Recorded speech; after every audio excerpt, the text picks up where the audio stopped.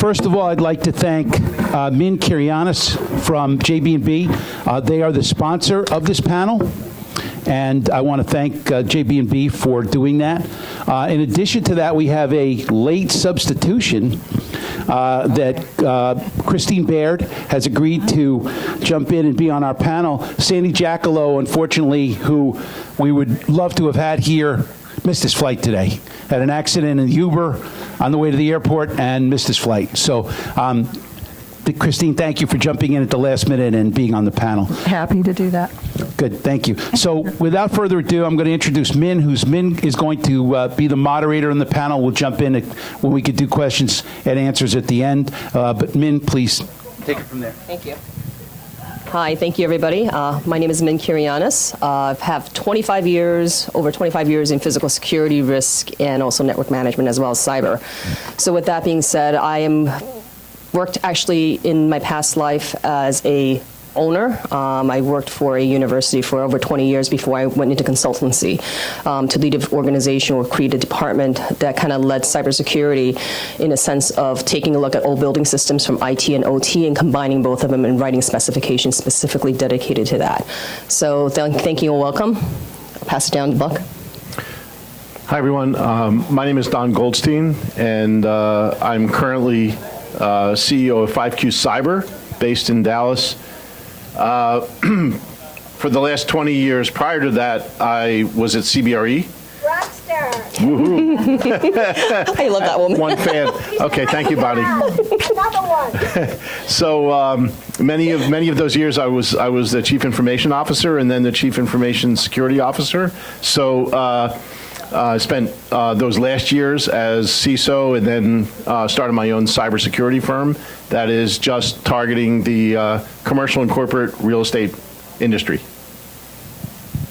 Hi, everyone. My name is Christine Baird. I'm CEO of Clarus Tech Partners, and we are a consultant firm as well, and focus in cybersecurity and data privacy compliance. So I have a background over 20 years in technology, working anywhere from small startup .com companies, if you remember that term, .com, and all the way through Fortune 100 companies. So in all vertical lines, but particularly in the real estate and finance world. So I'm happy to be here today. Thank you. My name is John Deskurakis. I'm a global product security leader at Johnson Controls, where I work specifically on ensuring the security posture of the products that we sell and distribute globally. So I'm in charge of about a little bit over half of all of the products Johnson currently makes. So it's hundreds of products and thousands of engineering teams and all the executive leadership we work with, as well as folks in our channels who integrators, distributors, end users, customers. So it's quite a lot of work. Before Johnson Controls, I worked at Raytheon, where I was part of the software engineering directorate. I did a lot of the same stuff I do now, but it's a little more stovepipe in the defense world. And before that, I actually worked in finance for like a decade. So not exactly the same thing as I do now, but Better. A lot of similarities. Awesome. So we're going to do things a little differently with this panel. We're going to bring a little insanity and hopefully bring some sanity to your cyber programs. And with that, we're actually going to open the floor up to any questions and any challenges that you're seeing. We're going to ask questions with the panels. We're going to talk about all the stuff that we're challenged with, but we want to hear about your problems and your challenges as well. So if you're interested or have any questions, please feel free to just raise your hands. Rich will be our runner. He's going to be running around, handing the mic off. But with that, I think we can start off with what keeps everybody up at night here. I think everybody's from a different industry. One's manufacturing, one's a consultant. I came from both sides. So love to hear what your thoughts are and what keeps you up, especially with DHS now announcing that there's going to be more threats in a cyber world targeting ICS controls. So I'll lead off with John. Yeah, I could jump right in on ICS control. So if you happen to not be familiar with what is an ICS control, so it's industrial control systems where I work. So the controls in Johnson Controls typically means exactly that. So when DHS comes out and makes warnings about nation states targeting ICS, we get very concerned and worried. So if those of you familiar with Stuxnet, for example, this is the sort of thing that me and my team really focus on, is ensuring that that sort of thing's not going to happen to one of our customers, or trying to prevent or remediate even the possibility, because many of our products and services are protecting critical infrastructure.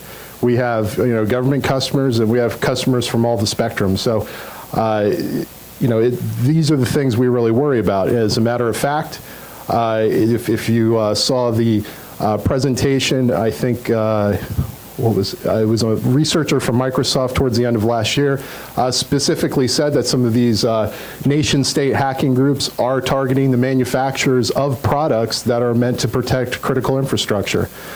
So we've spent a lot of time where I'm at trying to figure out that problem, and this keeps me up late at night all the time. So before I go to Christine, I forgot to ask one question. Is how many folks here are owners or integrators? I think I just want to get a show.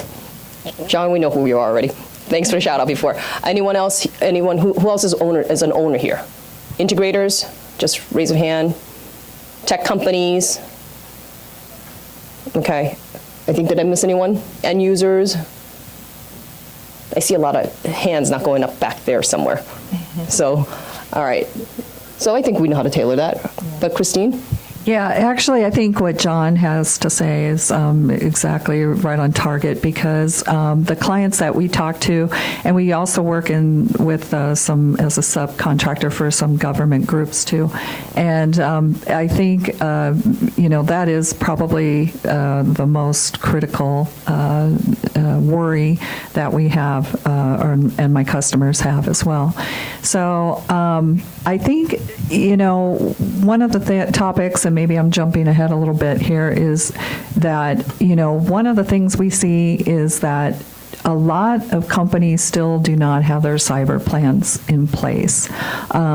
We feel, I see some things that they get pushed off to a future phase. And that concerns me then for my clients, because we all read the papers, we all see what's going on, we all read about the hacks, we all read about the different countries that are trying to hack into our government systems, but companies.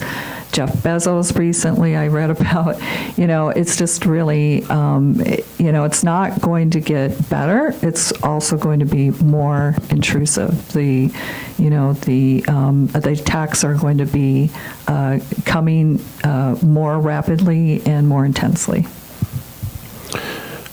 I'd like to leverage off of something that John said earlier, which is about the fact that there's so much capital invested, so much money that runs through real estate, through that entire supply chain.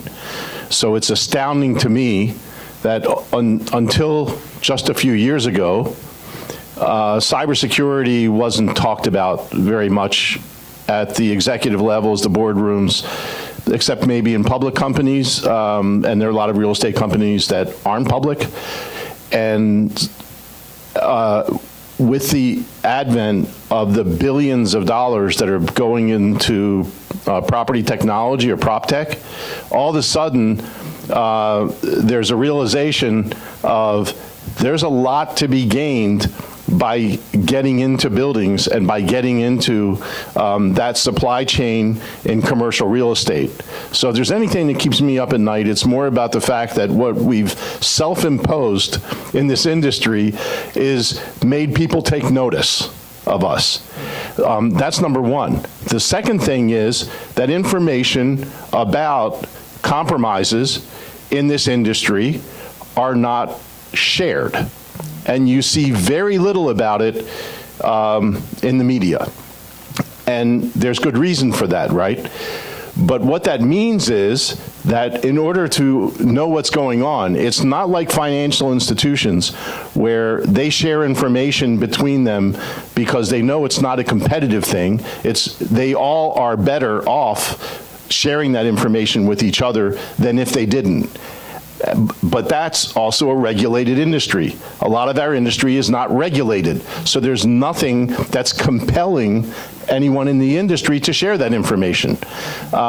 So we could be much better off if we found a way to somehow share information, and because the threats against one part of this industry are the same against another company in this industry, all throughout that supply chain. So that's kind of the gauntlet, I think that has been thrown down in other forums. I haven't quite seen it picked up yet, but I think if anything's going to make a difference in helping this industry get better and more secure, it's the fact that people are going to work together to do that instead of trying to do it individually, where there are still many companies that don't have anyone really running security internally, so they don't have necessarily the strategy yet. I think there's a question, right in the front. Yes, I have a question with respect to blockchain, and specifically as it relates to the healthcare industry and the electronic healthcare records. So I've been at conferences where they keep saying that, well, blockchain is going to solve a lot of the security issues, and cybersecurity will be disrupted because blockchain is going to be the be-all, end-all for everything. So could you put into perspective how cybersecurity will be impacted or not impacted by the whole blockchain solutions? So I'm going to start off. So John, earlier, thank you very much for answering that. In fact, what you described, Ledger is a good description. I was actually interviewed on a piece regarding blockchain technology about how I felt regarding blockchain in the financial world. And one of the things that was talked about was blockchain technology or blockchain solutions actually provides an encryption solution. The challenge with that is hackers tend to think ahead. How do we inject code into this blockchain now and falsify this information?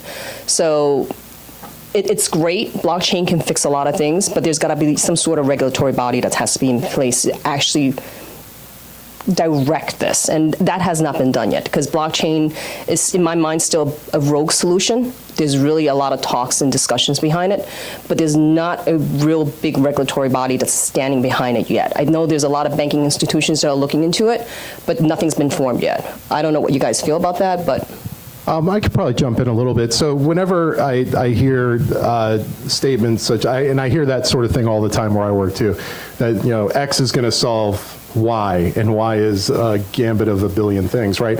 My spidey senses start to tingle. There's the real way security is done, especially in products and network infrastructures, big complex systems, is really a layered approach, and there isn't a one thing that's going to solve all problems under the sun. However, the promise of blockchain is that it can make many of the things that we're trying to do easier. And John touched on a lot of those, what he sees in his talk, and I happen to agree with a lot of that. But I think it will also introduce some other complexity, because there's going to be this expectation that it's going to solve certain problems that it won't. And what Min just touched on is factual, that the attack surface is always going to not just change, but it evolves. If the attack surface is over here today, we may be able to reduce the attack surface, but we're going to find out it's now over there, and we expected it to be over here. So anybody that believes in my world, in my profession, that they've got all the answers and they've got it solved, I kind of always look and think, maybe you're in the wrong business, because we have to evolve with the threats as they evolve, and that's sort of how I see it. Yeah, I don't really have a whole lot more to add, because what you both said is true. And some of the panels or conferences that I've been attending, and when the topic of blockchain comes up, I agree that it's not there yet. I know a lot of big companies are investing in this technology right now, but it's still very exploratory. still like, AI, machine learning, all of those things too, IoT, all of that, it's, there are products out there, but they're not completely, for blockchain anyway, it's not completely there yet. And I think it may solve some things or help with some things on encryption, but I don't think that it's, I think I totally agree with John on what he had to say. Well, I think what was discussed in terms of the blockchain question addresses that, but I'd like to take a different approach on the healthcare issue in general. Again, bringing that back to the real estate world.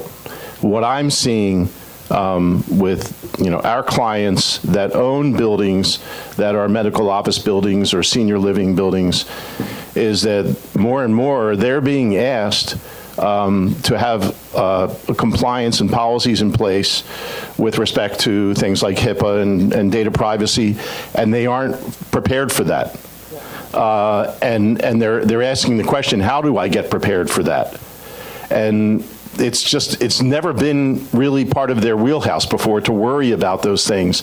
And I think that is not just pervasive in the healthcare industry, that, let's face it, hospitals and medical office buildings, there are owners of those. And so therefore, it's incumbent on them to understand these things. So I just want to point out again to the earlier comments about how we need to grow up in this industry with respect to things not just cybersecurity related, but also dealing with the whole world of data privacy, which is very closely related to security.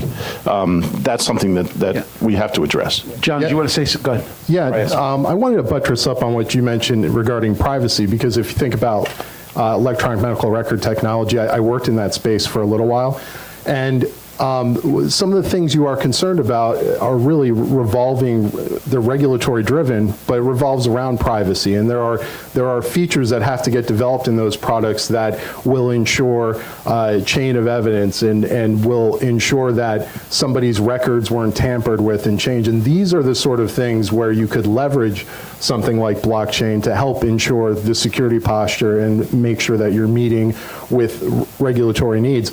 But when I say it's not sort of the end-all, be-all for all of the needs of the industry, that's what I'm getting at. But it will certainly make a lot of things easier, I believe. So we talked to sort of a very general, overlying this issue, and we all, I think, understand. And you could lose your job very easily if you're not mindful of cybersecurity. But I saw the scariest demo that I've ever seen in my career at a Buildings New York show a couple of years ago. As a consultant in there who actually, on his computer, on his laptop, on the podium, hacked into a building management system in Manhattan while he was on stage. So he went in and found that the building had Microsoft XP, went to the manual online, found that the code was ABC 123, the full code was ABC 123, got into the building management system, and was literally looking. It was a bank building on Park Avenue in Manhattan that he was literally in the building management system. So the specifics of what we need to do to make certain that that's not happening, what I'd like to do is get the panel to sort of opine on that or talk about that, rather than, we all understand the topic is critically important in this day and age.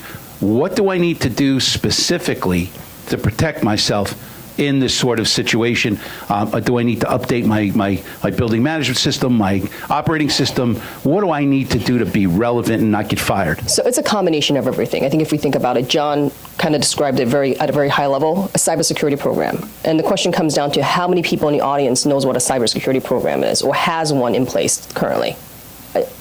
1, 2, anyone else? 3, 4, 5. How many folks actually does a recurring test to actually make sure that it's still intact and makes sense? 1, 2, 3.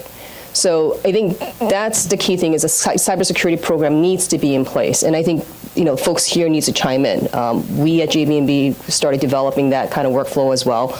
But I think hearing from a manufacturer, John, if you want to start off with that, like what kind of cybersecurity program do you recommend for all aspects of the folks that's out there? So, well, my first question, Rich, is which bank building and do they have a safe? I'll take it offline. It was bank parable. Excuse me. So I talked about, to go slightly tangentially, I talked about Stuxnet earlier, and the reason I bring that up is because a lot of what you'll see deployed in buildings, OT-style things, traditionally have been thought of, oh, well, gee, that's air-gapped. I don't really have to worry about that. Let me worry more about my IT-centric things, the network and that sort of a thing. But, what we learned with that attack was that OT systems, even if they're not necessarily connected to the internet, are vulnerable to problems, and they could create lots of big issues for you. This is where we spend a lot of time. So if I'm a owner of a building and I have networks that I manage and maintain and responsible for, and I have products deployed on those networks or maybe in a closed loop somewhere, you have to really think of everything. So I would think about all the products that are connected to these systems, the very types of products that we sell and manufacture and distribute where I work, right? A lot of our customers traditionally haven't really thought of these things because they think, well, gee, that is a cooler or a chiller, an HVAC system, or that is a video camera, and it's connected to something guarded inside of a closet. No big deal. But in reality, they all have potential vulnerabilities and could be exploited if you don't know the security posture of all of those things. So you start with some of that stuff. Of course, you're going to naturally look at your networks and all of the things that traditionally everyone worries about, but you have to think about your entire environment, your entire building as one ecosystem, and everything in it can affect other things. So it's hard for me to tell you the one thing that you're going to be able to do, but if you start to think about everything inside of your environment as a single ecosystem, a single system, and then programmatically try to identify all the risk and manage all the risk, it's a big job. Sounds easy, but it's not. And I think Don, because we did a case study similar to that, and it took months to do because you're assessing every little piece of equipment. From the VFDs to the sub-metering systems, you're talking every little piece that's there, and Don can probably talk about that as well. But it's a lot of work. Yeah, so I want to get specific because I think you're asking a specific question. And a couple of things I'll just throw out there. So from all the buildings and all of the IoT devices that we've surveyed across millions of square feet of space, whether it's retail, multifamily, office, or multi-use, themes are exactly the same in each of those buildings. There are open ports in the property management office or in different parts of the building that you could plug into and find a lot of things, and then just from there get anywhere you want. So those have to be locked down. And often you'll go in and they'll say, well, we're locked down, nobody can do that. And then we go show them, oh, look, here's your lighting management system. So that's one thing. The other thing is what I'll say, zero trust. Right? So it's not hard anymore to allow only those people that need access to those systems to get access to those systems when they need it and not any other time. Okay? There are technologies, and they're not necessarily that expensive, that you can have in place and say, when you need access, you can have access because you're authorized. Nobody else is. You'll get your credentials when you need it, and then it'll go away, and the next time you come in, you'll get new ones. Okay? So the same thing we do for elevated access inside of our companies on the corporate side, you can do the same thing on the building side. There are ways to do that. Another thing is the physical access. I can't tell you how many times we go into buildings and IDF doors are propped open, or the door that has those systems in them are there's tape over the locks because we don't want to have to open them every time. There are just so many things like that happen in the buildings that are not difficult to fix, but somebody has to do it and be aware of it. But I think one of the key things is this still has to come from top down. There's got to be an assessment of this equipment in a building environment, and it's policy driven. Policies have to be set in place, and I think Christine, you probably can talk about that because you've done a lot of these policies, looking at the strategies for building owners. It has to be set in place. So if you can talk about that a little bit to help. Yeah, and thanks. And I agree with, exactly what the panelists are saying, looking at, the open ports, looking in this case is Microsoft XP, which is an outdated operating system. So, making sure you have updated operating system and you're applying your patches. There's kind of there's a lot more to it than that, though. So those are some very specific things to look for. But often it's not easy for an IT department to find that because IT departments are not security experts. And that's where I run into at many companies where the executives say we have the IT department has it all locked down, we're good. But the IT department is the first to come to us usually to say we need your help because we need to make sure we are both cyber safe but also compliant because of some of the policies and the compliant work.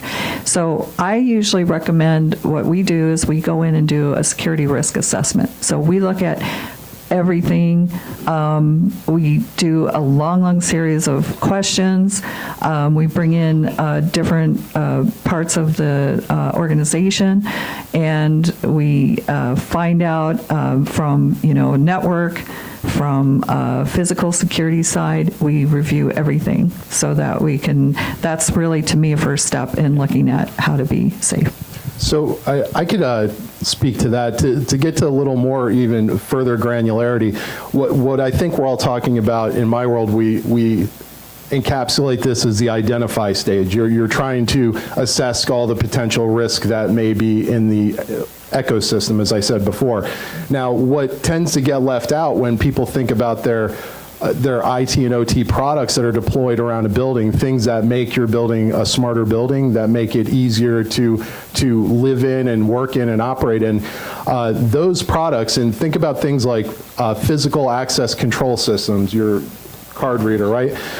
Intrusion systems like your building alarm, your video surveillance systems, things that, if somebody could leverage these systems and get beyond them, they could own your intellectual property. They could make your business go under. All kinds of terrible things can happen, right? So when you're really thinking about managing the risk and identifying all of the risk, one of the questions that we find often where we're at is the folks on sites who consume and purchase product aren't really asking themselves, how is this product supposed to be configured? Is it patched? Is it up to date? What operating system is it running on? A lot of times your OT systems are just deployed in sort of a set it and forget it. This will be good as long as the building stands. But these things tend to have operating systems that become outdated, outmoded, and no longer supported, right? And sometimes this is how somebody can exploit one of those OT systems, and then all of a sudden they're in your building, and they're doing who knows what. So if Sandy were here, he would be talking about a whole range of things. Or dancing.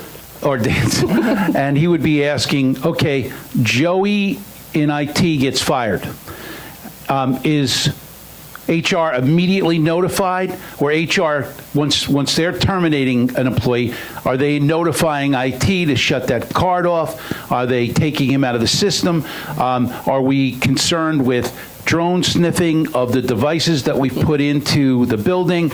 Are we looking at policies and procedures for all these things? There's a layer cake of things that need to be looked at. So are these things that when you're dealing with your clients in situations, are these all the things you look at, or is the list incomplete, or do we really look at absolutely everything that could happen here? So Min said earlier, and I think it's been mentioned a couple times, everything starts with the policy. And So the first thing anyone coming in, like any of us, is we look, show us what you have in your policies. And are they relevant? And are they 50 pages or are they 3 pages? Because if they're 50, forget about it. Right? So make it has to be real, and that's what you're then measuring against. You have to, so one of the things we skip over a lot is the measurement idea, right? So to your point, it's a very simple thing to go back to the HR group and say, how long did it take for you to notify us that someone was terminating? And then back to the idea, how long did it take you to terminate? So hopefully that's automated, right? But often it's not. And if it's not, then you've got to deal with, well, okay, what's the best way to do this? And that would go, look, there's frameworks in security that speak to all of these things, and there are a lot of boxes that have to be checked.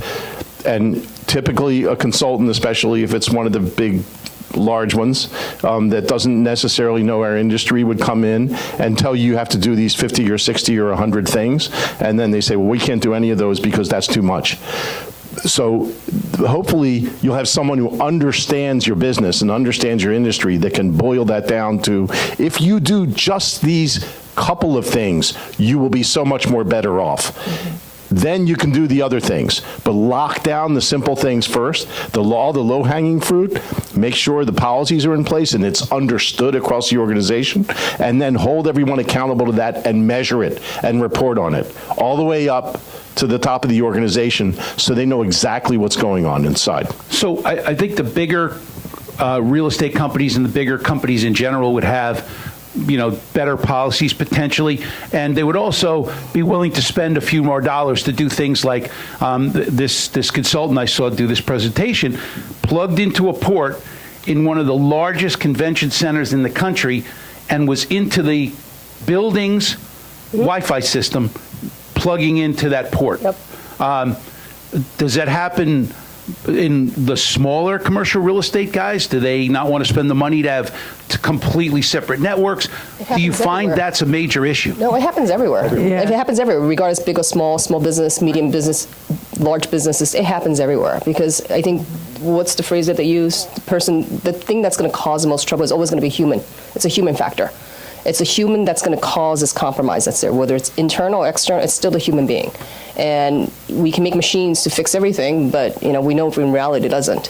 One little mistake from a human being changes it, even with the physical security. You have someone posted at a, let's just say, loading dock. The guard's asleep.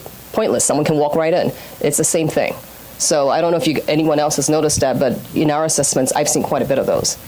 Yeah, I agree that it goes all the way from the small to large corporations. I don't know if you guys remember about over a year ago when Marriott and Starwood merged, and they had that huge data breach. I mean, you can look at all of the statistics on very large companies that are continually having cyber breaches, and it's because they did not address something. Or Oh, you mean the one that has all our data, like Equifax? Is that the kind of thing you're talking about? Especially that one. That one's a biggie, I know.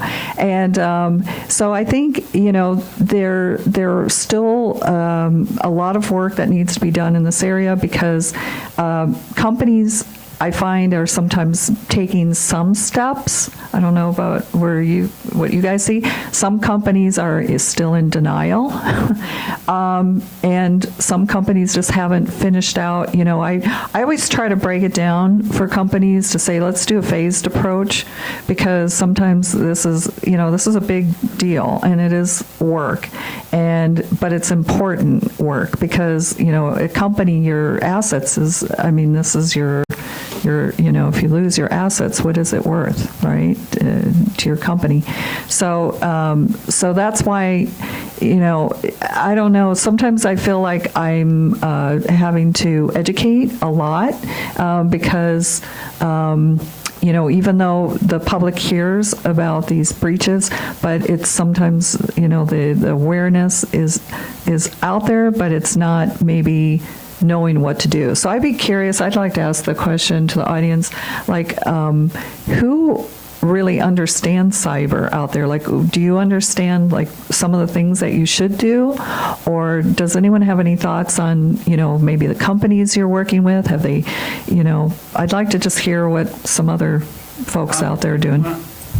Here. John. I'll ask a general question. Who in the audience, just by a show of hands, would consider themselves a cybersecurity practitioner? All right, I'll give you a spoiler. If you work in a company that has any kind of connections, you should all be, right? We all have a part to play. And even if, my role has nothing to do with security or engineering, anything like that, the reality is a lot of this stuff boils down to situational awareness. Don mentioned that, how do companies defend themselves and go through these sort of assessments? There's typically risk assessment frameworks that security professionals will try to go by. It's not really a paint by numbers thing. And it's hard to parachute in a cyber expert to tell you every possible thing that can go wrong. A lot of it is situational awareness for those who are actively engaged in the day-to-day of that business. So I've found, when we were talking about large, small, medium companies, who seems to be have encountered the biggest problems. It tends to be the larger the company, the more things are going on, so there's more white noise and folks get sort of focused into their stovepipes, and things like cybersecurity become a requirement on the back end of whatever the day-to-day is. And then things fall through the crack, and things can be exploited that way. The really large, Fortune 10 type of companies have really great organizations that handle all of this stuff for them internally, and then they'll bring in other folks to help them sometimes from time to time. It's sort of the companies in the middle, not the small ones, but the ones in the middle. You've got a lot happening, but maybe they don't have the right domain expertise internally to actually teach their internal folks what to do and when. So I think John? Yeah, I think there are a lot of things that you can do from the policy standpoint. We had a situation 2 weeks ago where a contractor came in, had a thumb drive, plugged the thumb drive into the network, and there was ransomware, a ransomware virus on that. So immediately we probably should have done it a long time ago. No more thumb drives ever plugged into our network ever again. So I think that's one takeaway that everybody can have. I think that the next thing is you need to, and there's some really interesting artificial intelligence programs out there where you can take a box, plug it into your network, that AI looks at about 3 weeks worth of rhythm in terms of where your data is flowing in and out and within your network, and you can begin to see where the holes are, and you plug those holes.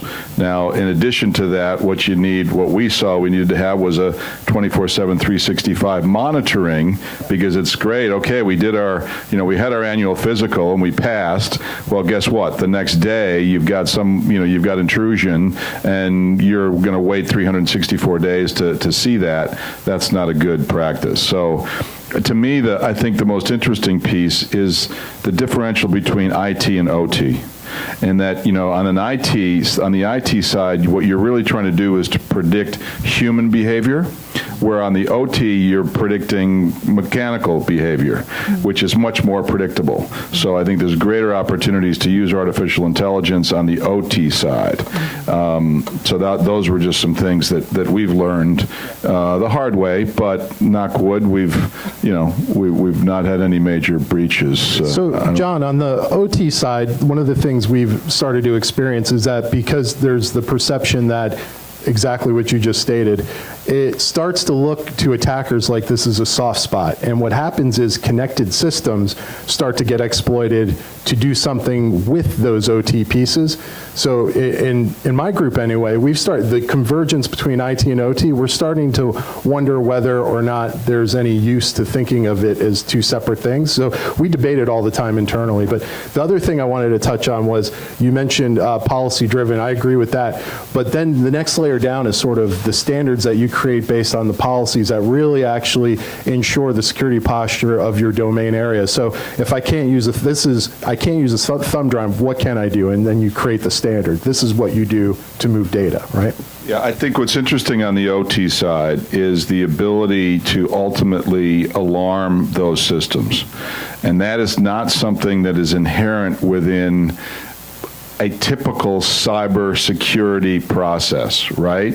So what we're doing with Nantum, which I can alarm those things because I've got that connected on BACnet, and I've identified all of those different mechanical pumps, fans, motors, chillers.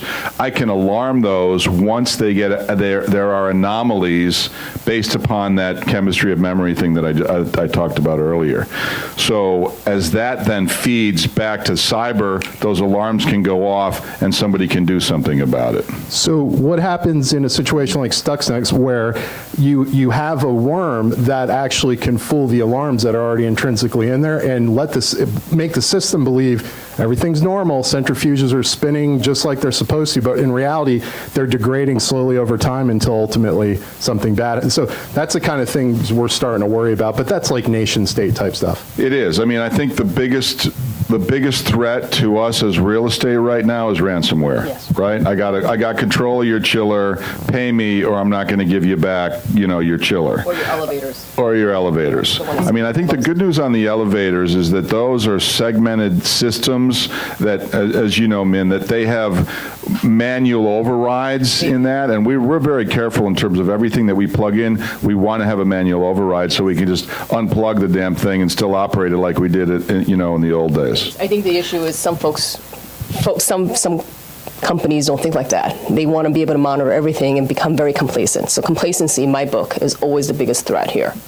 People are too complacent. I'm curious as to if you have any experience with, we've met with several companies now that are using this concept of a SCIF, which is a Department of Defense concept, which I call it the Bilbo Baggins ring, which you put the ring on and the IP addresses disappear. And I'm curious, it sounds kind of hocus pocus, but do you have any experience with any of that? It's basically shadow net. What it is it's like it hides, makes the IP addresses invisible to the outside world. But internally, it still scans it and it sees it. So I've seen it before, but to me, there's still a connection that goes straight to the building. So there's still that connection on the outer layer. So be curious to see what you think. I've seen it. I haven't used it myself, so I can't really answer that. Yeah, and I think that's really taking everything to the next level, where a lot of properties aren't anywhere even near that yet, right? But I think that the more that could be done with this idea of zero trust, this idea of locking down and only allowing access when it's necessary and for whom it's necessary. And then, like I said, it's the physical access. So even if they can't remotely get to it, if there's a way to physically access those assets, then you can start to do some really bad things. And that worm that you talked about, that started with a physical access. Somehow someone was able to infiltrate and plant that then went from there to other places. And so I think this idea of the SCIF and of hiding IP addresses or making them somewhat disappear, that's going to help to go a long way, but only when everything else is really in place. Then that would be a next piece, perhaps. Yeah, it's a piece of it. Go ahead. No, I'm just going to say it's just a piece, So in terms of the worm, though, most people agree it may not have been introduced physically. You could introduce things like this in the manufacturing process. You never know where it's going to come, right?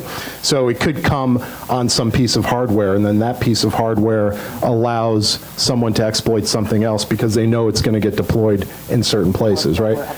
Or firmware update, right? One of our earlier panels, we started getting into some of the products that'll fit in with this situation longer term. A company like View Glass, which has a pane of glass, every single one has an IP address. So now you have a building, a 50-story building with 10,000 windows. Everyone has an IP address. Now you got problems. You got drone sniffers. You've got all kinds of things. But if you take it from sort of that level and you take it down to what you were talking about the policies and procedures, a mid-level supervisor allowed somebody at a low level to get away with something, and they were reprimanded, but nobody was fired. Nobody was slapped on the wrist that hard. Now all of a sudden you've got a culture where, it's not a big deal. Don't worry about it. They're going to get yelled at by HR.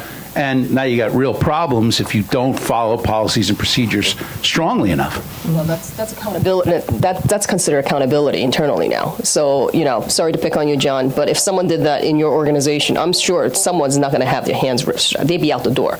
So it depends on the organization. So if you're thinking that your company is at risk, having strict policies and procedures and making sure everybody abides by them, as Don alluded to, is critical. You can't just be haphazardly putting policies and procedures in place and saying, you know what, it's just in place because we're just, checking all the boxes.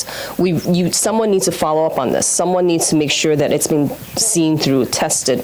Anything that's there needs to be remediated, essentially. Well, that's a governance program, in effect. And you have to have, this can't be sort of an afterthought type of a thing. It's a full-time job, and depending upon how big your organization is or your ecosystem, you may need more than one person, you may need dozens of people. Yeah. But that's not something to take lightly or always, bring in a consultant to do and feel like, check box, it's done. I've got to leave to do our next panel, but I want to make a quick announcement. Then the final two pieces that we're doing, 4:15 and 4:45, are upstairs on the third level in the Floridian ABC room, right upstairs above our heads, I believe. And so we're going to be doing that starting at 4:15. But John and I have got to step out, but I'm going to leave the mic with Natalie if anybody wants to ask questions. Again, thank you all for doing this. Min, thank you for moderating. And we'll see you for the next panel at 4:15. Thank you, Richie. Thanks a lot. I want to make one comment, and because we touched on this earlier about small, medium, large companies. The large companies will have their security teams. They'll have the tools, processes. Maybe, they're still working on advancing them. I really worry, but I worry about, and they're the bigger targets. Yeah. However, the small to mid-sized companies I worry about because a major incident could put them out of business. Right. And the large ones, as we've seen from Home Depot and Target, and unfortunately Equifax, are still operating. So one more point on everything that's been discussed is you have the policies and the procedures, and it's well understood, and you have the training internally, and everybody is aware. Then comes the exercises. Tabletop exercises. I'm sometimes amazed at how many companies have never done one for a cyber incident, and then when something happens, all of a sudden they're scrambling. Well, we have an incident response policy, but we've never actually tried it before. And I can't tell you how many of the first tabletop exercises I've run or been in that have been absolute disasters because everybody's trying to figure out who does what. And you don't want to be doing that post-breach. So you can start with the fact that at some point something's going to be compromised and you're going to have to invoke it. And if you haven't practiced it, it's going to be really hard. I think the other question is how many people here actually make their legal team their best friends, especially in this area? Thank you, Bonnie. Anyone else? One of the things I do want to point out is make sure in any type of cybersecurity breach, even privacy, make sure your legal team is there. They have to be part of that plan. And, Christine, if you can talk about that a little more, since I know you deal with these strategies a lot, it's a critical piece, especially when you need to deal with it later on. Yeah, and actually I'm glad you brought that up because I did want to talk about that a little bit more too, is that the compliance piece is also really, really important for companies, small, medium, and large companies, because there are a lot of new laws that are coming out, that are continuously coming out.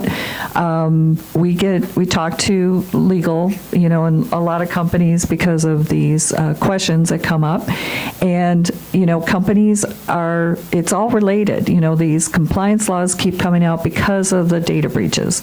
They are trying to protect the consumers and the privacy and the data. So, I don't know how many, I'm going to take some polls if that's okay. Go ahead. So how many of you have heard of the GDPR? Okay, so for those of you who may not have heard of it, it is related to the European Union data privacy laws, and there are a lot of different things surrounding it.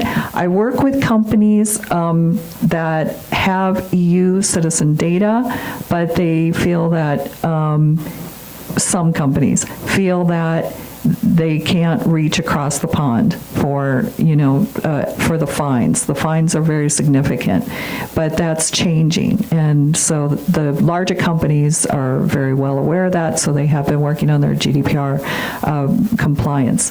So there are many other laws that have come out. California just recently came out with a new law called the CCPA. How many of you have heard of that? Okay.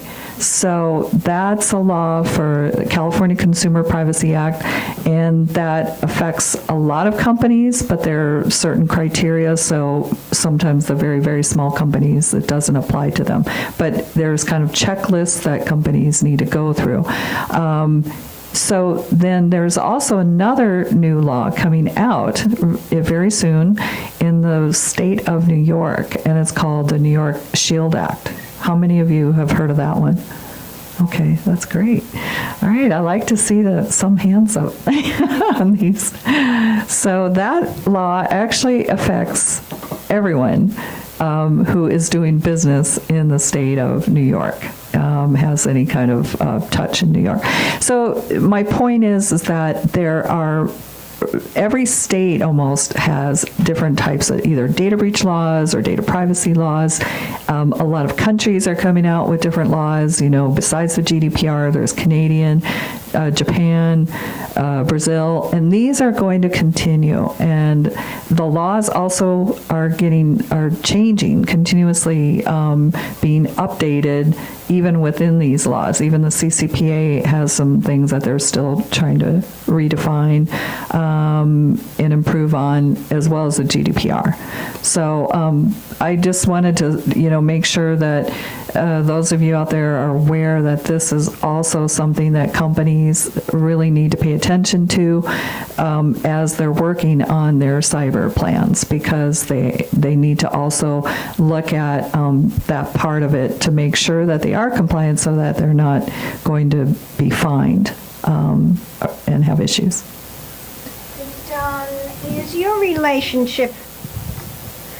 Don, is your relationship with companies really in a consulting role when they do not have a CISO? I mean, so much of this sounds as though otherwise it's like throwing stuff up on the wall, what sticks, what doesn't.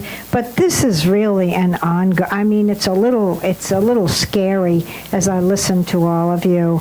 It's an ongoing relationship building. Yes, that's a great question, because at last count, there are at least 1 million, some have said 2 million, unfilled cybersecurity positions in the U.S. today, which will grow to many more million over the next couple of years. And I can tell you that the competition for those positions, for those people, is so fierce that many companies cannot afford a CISO, much less a senior security engineer. And so when you have a lot of commercial property owners who are, their staff is 150, 200, excluding their property managers or the third parties, and they're not going to be able to afford, hire, retain, right? So they're going to have to look outside, right? And so there are those of us who would come in and fill that role. Maybe they don't need a full-time person. They need someone a couple days a week. They need someone to help set the strategy, oversee it, and then there are plenty of firms that can come in and do other services around that, so that you can get, those full wraparound services that can do all of the cybersecurity things that you're paying the fraction of that you're actually using, rather than the full price that a large company would have for its own internal security teams. So So there are a lot more companies, I think, like ours, sprouting up that are able to provide that. The question really is, how deeply do they understand this industry? So when they walk into the property owner or corporate real estate team and sit down and talk to them about their IT and their OT, right, can really help them understand, yes, I understand your pain points, I understand what you can afford and what you can't afford because you push that down to the property level, right? And they don't like to spend money at the property level unless they absolutely have to, right? So it's going to take, I think, companies that can come in and help them with those services, but that understand the industry deeply so that it's meaningful for them. And again, they're able to identify the crown jewels of that company, right? What is really important, that not everything that's vulnerable is attacked. Not everything that's a problem is exploited. So you have to look at what are those things that are most critical to the business and what things really happen, and that's when you need to see things that happen across the industry and across Risk industries. management in a nutshell, yeah. Exactly. So you touched on two things that really hit home for me that resonate, even though we're sort of in two kind of different verticals, even though we have a lot of the same domain expertise. He talked about the talent gap in cybersecurity, and this is a problem for all of us. I'm constantly looking for people for my team, and it's tough to find, right? So you have that, but one thing he touched on that is particularly important is domain expertise, right? So let's say you're a business owner in a specific vertical and you don't have the funding to go hire an internal cyber team. So you're going to rely on folks that could come in and give you expertise and help you with your situation, right? But do you want to hire someone that knows nothing about your particular vertical, knows nothing about your domain, and then you're going to spend 6 months explaining how it works in your world? And what he's talking about is managing risk, where he's saying, look, there's a lot of things that are potentially harmful, but given the right context, this might be low-level risks that you don't want to spend a fortune trying to remediate.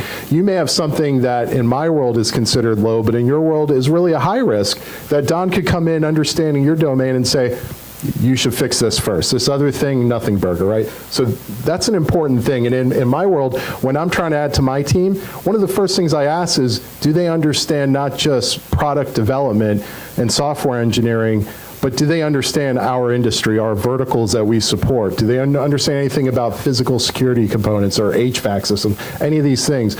Oh no, they came from Silicon Valley and they were creating websites last week. Ooh, maybe I'll go with this other person, right? Important. So in the essence of time, we've got 5 minutes left. I just wanted to let people know. Okay. I just wanted to add something real quick, too. Actually, your question was very good, and your answers were very good, too, by the way. And so regarding a CISO, so there are companies now, and this relates to also the compliance that I was talking about a little bit, that some of the compliance requirements now even require that a company have a CISO. So to Don's point, that most small companies cannot afford that, and so there are companies that offer what they call virtual CISO. Okay, so they do not have to be there even on site. Often can be there remotely, and often have many clients that because our company does that too, and Don, where we can offer that type of service because we do have a CISO on board, and so we work with companies, even somewhat large companies, in a virtual CISO role. Pardon? In a managed services role. Yes. Yes. Mm-hmm. Yeah. So. Do we have any other questions? Anyone? Nope. Okay. Wonderful. Thank you. Thank you.